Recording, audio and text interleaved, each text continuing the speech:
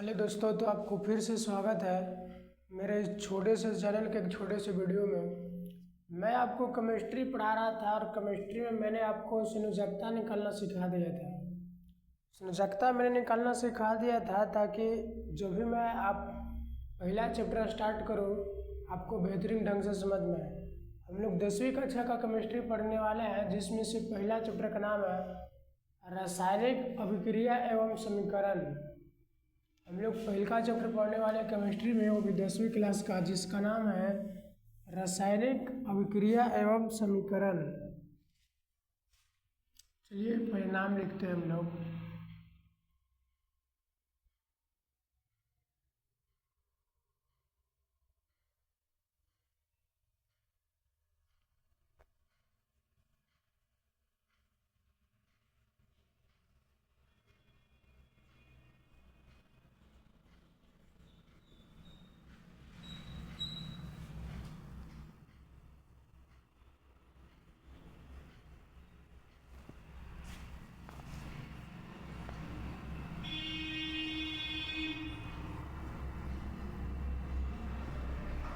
इसका नाम है रासायनिक अभिक्रिया एवं समीकरण। इसको इंग्लिश में बोलते हैं chemical reaction, chemical reaction and equation.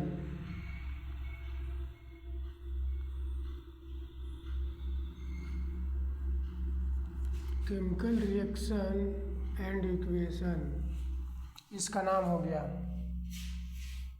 देखिए, केमिकल रिएक्शन एंड इक्वेशन बोले तो रासायनिक अभिक्रिया। सबसे पहले हम लोग बात करेंगे कि रासायनिक अभिक्रिया किसे कहते हैं। हम लोग रासायनिक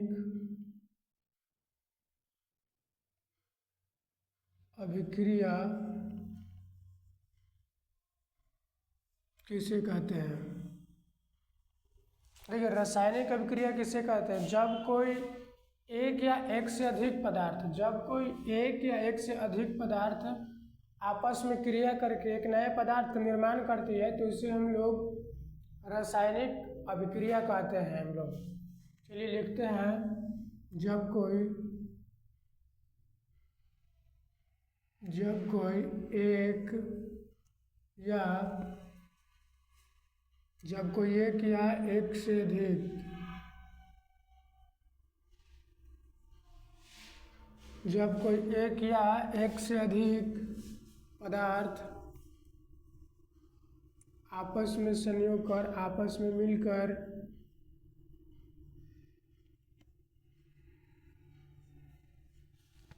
में मिलकर एक नया पदार्थ का निर्माण करते हैं, एक नया पदार्थ का निर्माण करते हैं, उसे रासायनिक अभिक्रिया कहते हैं। उसे रासायनिक अभिक्रिया कहते हैं।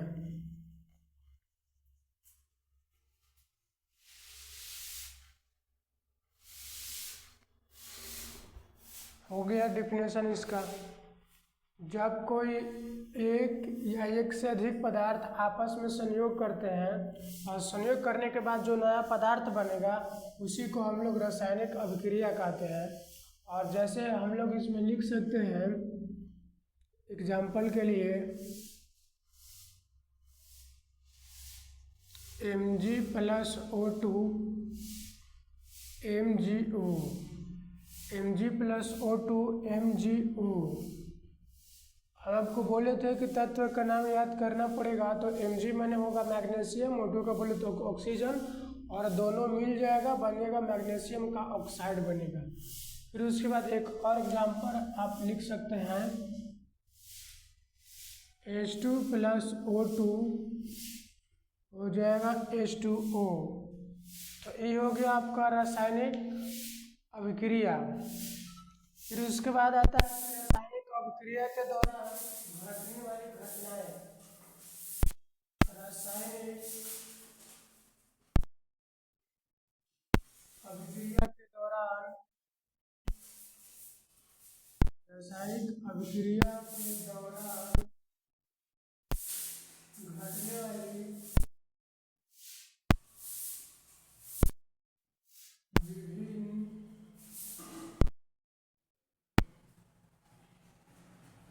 विभिन्न घटनाएं। रासायनिक अभिक्रिया के दौरान घटने वाली विभिन्न घटनाएं हैं। मतलब जब रासायनिक अभिक्रिया होगा, मतलब जब कोई अकेले या एक से अधिक पदार्थ आपस में मिलेगा तो जो नया पदार्थ बनेगा तो उसमें क्या परिवर्तन देखने को मिलेगा।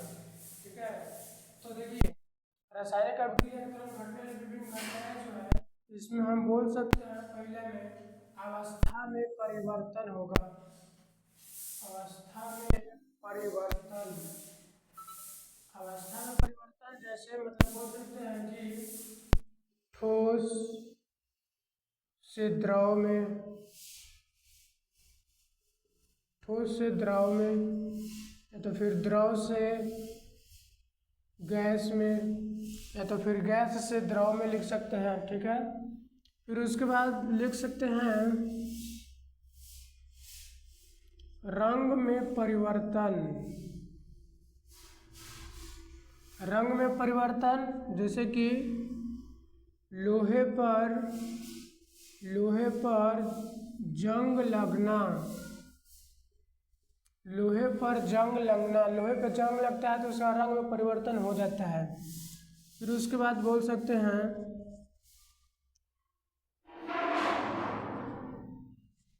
ऊष्मा का निकलना, ऊष्मा का निकलना। तो ऊष्मा का निकलना जैसे कि श्वसन की क्रिया के दौरान।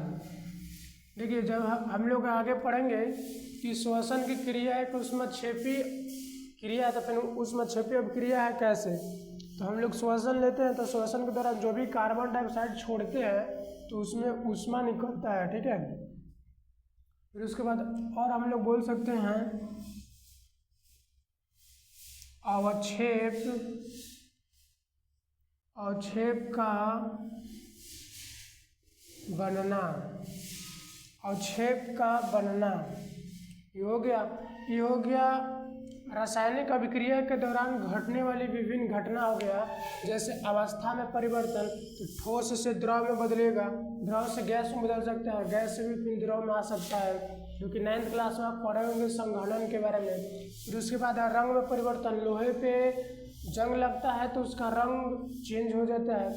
ऊष्मा का निकलना, वही श्वसन की क्रिया के दौरान जो भी CO2 हम लोग छोड़ते हैं। फिर उसके बाद अवक्षेप का बनना। देखिए चलिए अब हम लोग आगे सीखेंगे रासायनिक समीकरण के बारे में। ये था रासायनिक अभिक्रिया था, अब हम लोग सीखेंगे रासायनिक की समीकरण क्या है।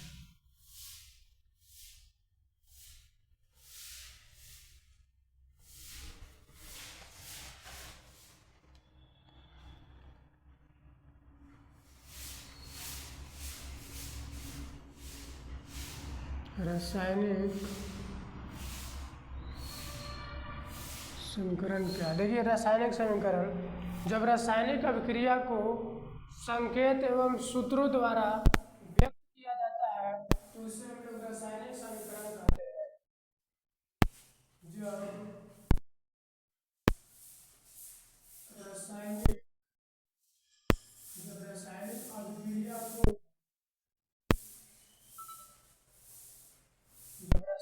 अभिक्रिया को जब रासायनिक अभिक्रिया को संकेत एवं सूत्रों द्वारा व्यक्त किया जाता है,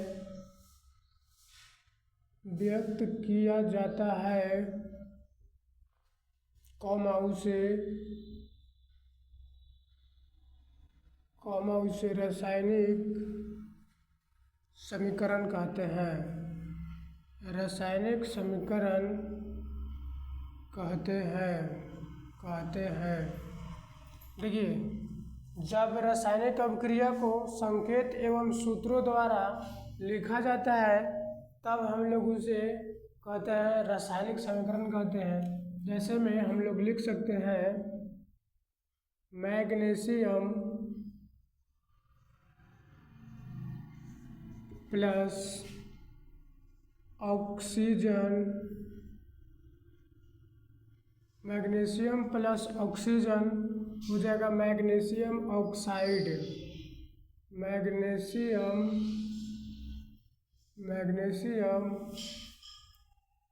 ऑक्साइड। तो हम लोग ये तो शब्द समीकरण हो गया।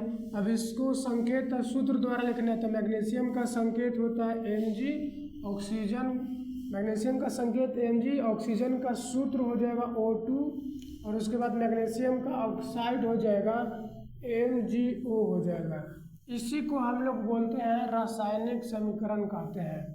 तो जब रासायनिक अभिक्रिया को संकेत एवं सूत्रों द्वारा व्यक्त किया जाता है उसे हम लोग कहते हैं रासायनिक समीकरण कहते हैं। और रासायनिक समीकरण हो जाएगा दो प्रकार के, संतुलित रासायनिक समीकरण और असंतुलित रासायनिक समीकरण।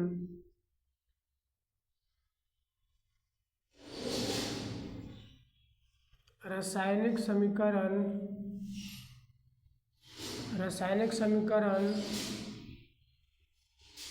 दो प्रकार के होते हैं। रासायनिक समीकरण दो प्रकार के होते हैं। पहला लिख सकते हैं हम लोग संतुलित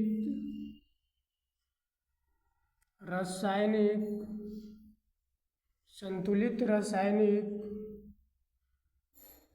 समीकरण या संतुलित समीकरण।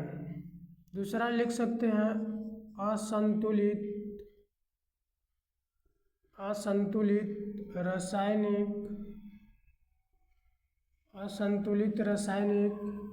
समीकरण। चलिए देखिए हम लोग लिख लिए। चलिए अब हम लोग करते यही है, संतुलित रासायनिक समीकरण किसे कहते हैं और असंतुलित रासायनिक समीकरण किसे कहते हैं। इसके लिए हम लोगों को कुछ रिएक्शन लिखना पड़ेगा। जैसे C+O2 CO2 H2+O2 H2O। देखिए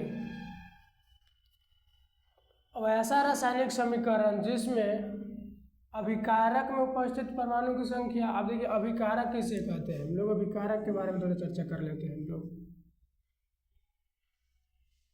अभिकारक और प्रतिफल के बारे में छूट गया था, इसको हम लोग यहाँ पे कर लेते हैं।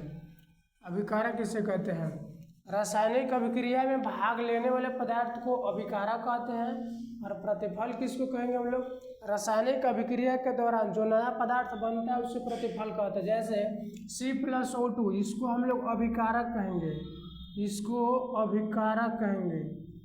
अभिकारक। और C+O2 मिल गया तो बन गया CO2, इसको हम लोग प्रतिफल कहेंगे। फिर उसके बाद H2+ का O2 ये हम लोग का अभिकारक हो जाएगा, अभिकारक। और H2O ये प्रतिफल हो जाएगा।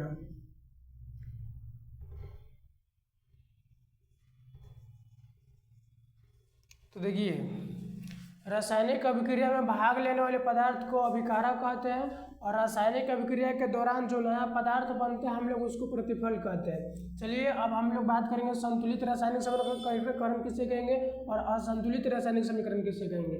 तो संतुलित रासायनिक समीकरण अभिकारक में उपस्थित परमाणु की संख्या तथा प्रतिफल में उपस्थित परमाणु की संख्या अगर बराबर आ जाएगा उसे हम लोग संतुलित रासायनिक समीकरण कहेंगे। और असंतुलित रासायनिक समीकरण किसे कहेंगे, अभिकारक में उपस्थित परमाणु की संख्या तथा प्रतिफल में उपस्थित परमाणु की संख्या बराबर नहीं रहता है उसे हम लोग असंतुलित कहेंगे।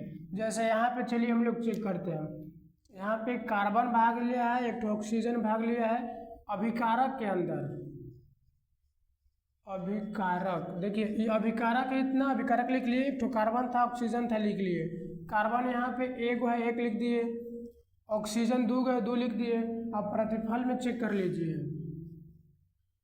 प्रतिफल। अब देखिए जो प्रतिफल में है कार्बन यहाँ पे एक गो है, एक लिख लिए, ऑक्सीजन यहाँ पे दो गो है तो दो लिखिए। देखिए कार्बन अभिकारक में भी एक गो, प्रतिफल में भी एक गो, ऑक्सीजन अभिकारक में भी दो गो, प्रतिफल में भी दो गो, तो इसको हम कह सकते हैं कि संतुलित रासायनिक समीकरण है। अब असंतुलित का बात किया जाएगा, यहाँ पे चेक कर लीजिए बराबर है कि नहीं बराबर है। तो इसमें भाग लिया है हाइड्रोजन, भाग लिया है, फिर उसके बाद में ऑक्सीजन भाग लिया है। हाइड्रोजन दो है, ऑक्सीजन दो है यहाँ पे, और फिर इधर भी हाइड्रोजन है, हाइड्रोजन दो है और ऑक्सीजन हम लोग का एक है। तो हाइड्रोजन तो इक्वल है बट ऑक्सीजन इक्वल नहीं है, तो हम इसको कह सकते हैं कि असंतुलित रासायनिक समीकरण है। अब हम लोग को करना यही है, अगले वीडियो में अब हम लोग सीखेंगे, बेहतरीन ढंग से सीखेंगे कि असंतुलित रासायनिक समीकरण को संतुलित कैसे करें।